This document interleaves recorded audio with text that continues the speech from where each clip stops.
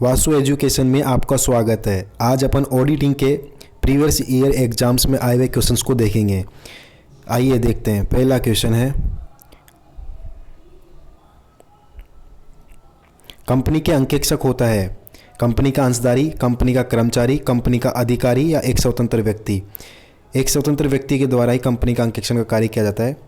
वैधानिक अंकेक्षण का कार्य एक स्वतंत्र व्यक्ति के द्वारा ही किया जाता है। तो राइट आंसर है फोर्थ ऑप्शन, एक स्वतंत्र व्यक्ति। नेक्स्ट क्वेश्चन है, कंपनी अधिनियम 2013 की धारा 394 के अनुसार सरकारी कंपनी में अंकेक्षण की नियुक्ति की जाती है केंद्र सरकार के द्वारा, राज्य सरकार के द्वारा, भारत के नियंत्रक एवं महालेखा परीक्षक द्वारा या कंपनी लॉ बोर्ड द्वारा। सरकारी कंपनी में जो अपॉइंट किया जाता है ऑडिटर, वो CAG के द्वारा किया जाता है, जिसकी फुल फॉर्म होती है controller auditor general of India, Bharat के नियंत्रक एवं महालेखा परीक्षक द्वारा। राइट ऑप्शन है 3। नेक्स्ट क्वेश्चन है, चालू अंकेक्षण से तात्पर्य है। चालू अंकेक्षण से तात्पर्य अंतिम खाते तैयार होने के बाद अंकेक्षण, अंतिम खाते तैयार होने से पूर्व अंकेक्षण, खाता बही में खतौनी करने के बाद अंकेक्षण या तलपट बनाने के बाद अंकेक्षण। तो राइट ऑप्शन है अंतिम खाते तैयार होने के पूर्व अंकेक्षण। मैं बता दूं आपको, चालू अंकेक्षण एक गहन, एक विस्तृत जांच होती है जो पूरे वर्ष भर चलती है। वर्ष भर चलने वाली ये एक प्रक्रिया है जिसमें सभी लेन देनों का विस्तृत जांच की जाती है, और ये कि बड़े संगठन, बड़े ऑर्गेनाइजेशन में ही इसको किया जाता है। नेक्स्ट क्वेश्चन है, वाउचिंग में अंकेक्षण सत्यापित करता है। वाउचिंग अंकेक्षण की रीढ़ की हड्डी होती है, एक आधारभूत प्रलेख होता है। वाउचिंग के आधार पर अंकेक्षण का कार्य अच्छे तरीके से, अच्छे ढंग से किया जा सकता है। केवल लेन देन का अधिकार, केवल लेन देन कोई प्रमाणिकता, लेन देन के अधिकार तथा प्रमाणिकता दोनों, केवल लेन देन की गणितीय शुद्धता। तो प्रमाणन, वाउचिंग, लेन देन का अधिकार और प्रमाणिकता दोनों ही प्रदान करता है। नेक्स्ट क्वेश्चन है, यदि अंकेक्षक सभी मुख्य 5 बातों से संतुष्ट है तो वह प्रस्तुत करेगा मर्यादित रिपोर्ट, मर्यादित रिपोर्ट, अंतरिम रिपोर्ट, अंतिम रिपोर्ट। तो अगर अंकेक्षक को अपने वित्तीय लेखांकन में या वित्तीय खातों में जो बनाए गए हैं उसमें अगर कोई गलती नहीं पाई जाती है और तो वह अच्छी रिपोर्ट प्रस्तुत करता है, और अच्छी रिपोर्ट को अमर्यादित रिपोर्ट बोला जाता है। अंकेक्षक सभी बातों से अगर संतुष्ट है और वो खुश है तो वो अमर्यादित रिपोर्ट जारी करेगा। लेकिन अगर उसको कोई कमी पाई जाती है, खातों में किसी प्रकार की कमी या लापरवाही महसूस होती है, तो मर्यादित रिपोर्ट जारी करेगा। लेकिन अगर कुछ ज़्यादा ही कमी या ज़्यादा धांधलेबाजी या कपट मिलता है तो वो अपना विचार को त्याग कर देता है, वो कोई रिपोर्ट प्रस्तुत ही नहीं करता। तो लेकिन यहाँ प्रश्न है, यहाँ पे ये क्वेश्चन है, अगर सभी मुख्य बातों से संतुष्ट है तो वो कौन सी रिपोर्ट प्रस्तुत करेगा? तो अमर्यादित रिपोर्ट प्रस्तुत करेगा। अगला क्वेश्चन है, सरकारी कंपनी की दशा में नियंत्रक एवं महालेखा परीक्षक को किस प्रकार का अंकेक्षण करने का अधिकार है?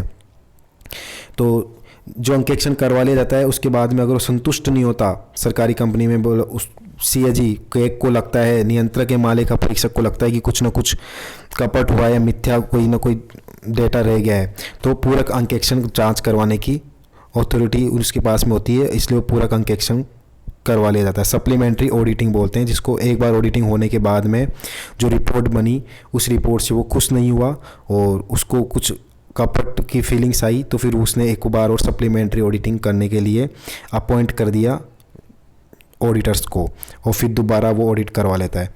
तो उसके पास ये अधिकार होता है। नेक्स्ट क्वेश्चन है, प्रत्येक कंपनी विधान 2013 की धारा 145 के अनुसार अंकेक्षण रिपोर्ट हस्ताक्षरित होनी चाहिए। तो कंपनी की अंकेक्षण रिपोर्ट पर कंपनी अंकेक्षक के द्वारा ही हस्ताक्षर किया जाता है, तभी वो मान्य होती है, क्योंकि अंकेक्षण रिपोर्ट को तैयार भी कंपनी के अंकेक्षक द्वारा ही किया जाता है। अगला क्वेश्चन है, अंकेक्षण का प्रमुख उद्देश्य है।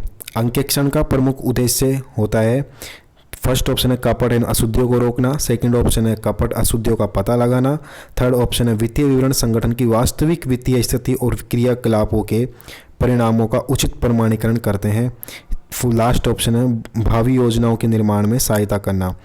तो इसमें सही ऑप्शन है वित्तीय विवरण संगठन की वास्तविक वित्तीय स्थिति और क्रियाकलापों के परिणामों का उचित प्रमाणीकरण करते हैं। अगला क्वेश्चन है, टेस्ट चेक कम करता है। टेस्ट चेक में आपको बता दूं रैंडमली चेक होता है, जिसमें बहुत सारे ट्रांजेक्शन्स होते हैं, जिसमें से कुछ ट्रांजेक्शन को चेक कर लेना। जैसे बहुत सारी वस्तु होती है उसमें से कुछ वस्तु को चूज करके उसमें उनको चेक कर लेना, तो रैंडमली चेक करना। तो टेस्ट चेक कम किसको करता है? तो अंकेक्षक की शक्तियों को कम करता है, या अंकेक्षक के खर्च को, या अंकेक्षक के परीक्षण कार्य को, या अंकेक्षक के दायित्व को? तो अंकेक्षक के परीक्षण कार्य को ये कम करता है। नेक्स्ट क्वेश्चन है, आंतरिक अंकेक्षण प्रतिवेदन प्रस्तुत किया जाता है। अब आंतरिक अंकेक्षण प्रतिवेदन, आंतरिक अंकेक्षण की नियुक्ति संचालक मंडल के द्वारा की जाती है। अंकेक्षण के अधिकार दायित्व का निर्धारण संचालक मंडल के द्वारा किया जाता है, और ये संचालक मंडल की इच्छा के आधार पर ही अंकेक्षण किया जाता है। तो आंतरिक अंकेक्षण जो प्रतिवेदन प्रस्तुत करता है, जो आंतरिक अंकेक्षण आंतरिक अंकेक्षक के द्वारा जो किया जाता है, वो उसकी रिपोर्ट भी किसको देता है? संचालक मंडल को ही प्रस्तुत करता है। अर्थात आंतरिक अंकेक्षण प्रतिवेदन जो प्रस्तुत करता है वो संचालक मंडल को ही प्रस्तुत करता है। अगला क्वेश्चन है, आंतरिक अंकेक्षण की नियुक्ति कौन करता है? तो आंतरिक अंकेक्षण की नियुक्ति कंपनी के संचालक मंडल के द्वारा ही की जाती है। संपत्तियों के सत्यापन के संबंध में अंकेक्षक का ये कर्तव्य है कि एक होता है वाउचिंग, एक होता है वेरिफिकेशन। वेरिफिकेशन जो होता है वो एसेट्स का होता है, जैसे बोलते हैं बैलेंस शीट का, एसेट्स का किया जाता है। वाउचिंग लेन देनों का, ट्रांजैक्शंस का किया जाता है। तो संपत्तियों के अस्तित्व, स्वामित्व, मूल्यांकन एवं प्रगटीकरण के संबंध में ये स्वयं को आश्वस्त करते हैं, क्या करके? वेरिफिकेशन करके, कि कंपनी के चिट्टे में जो दिखाए गए एसेट्स है वो भौतिक रूप से कंपनी के अस्तित्व में है या नहीं है, इसको अस्तित्व ये चेक कर करके अंकेक्षण संतुष्ट होता है। नेक्स्ट क्वेश्चन है, आंतरिक निरीक्षण के अंतर्गत जांच कार्य किया जाता है। आंतरिक निरीक्षण कंपनी के कर्मचारियों के द्वारा ही करवा लिया जाता है। अंकेक्षण कार्यक्रम होना चाहिए लोचपूर्ण, स्थायी, निर्धारित प्रारूप में, उपयुक्त में से कोई नहीं। तो अंकेक्षण कार्यक्रम एक ऐसा कार्यक्रम जो स्थायी रूप से किया जाता है, जो निरंतर रूप से चलने वाली प्रक्रिया होती है। अंकेक्षण हर साल करवाया जाता है, और अंकेक्षण एक निरंतर चलने वाली प्रक्रिया है जो स्थायी रूप से की जाती है। सही ऑप्शन है सेकंड ऑप्शन। नेक्स्ट क्वेश्चन, अंकेक्षण की रीढ़ की हड्डी है प्रमाणन, अभी डिस्कस भी किया था। संदिग्ध दायित्व को चिट्टे में लिखने से परिणाम स्वरूप सामान्य संचय बढ़ जाता है, गुप्त संचय बन जाता है, पूंजी संचय बन जाता है, आयगत संचय बन जाता है। तो संदिग्ध दायित्व अगर चिट्टे में है तो वहाँ पर गुप्त संचय बन जाता है। राइट ऑप्शन है गुप्त संचय। नेक्स्ट क्वेश्चन है, अंकेक्षक एक रखवाली करने वाले कुत्ते के समान है, शिकारी कुत्ते के समान नहीं। ये कथन किंगस्टन कॉटन मिल्स केस के अंतर्गत बताया गया था।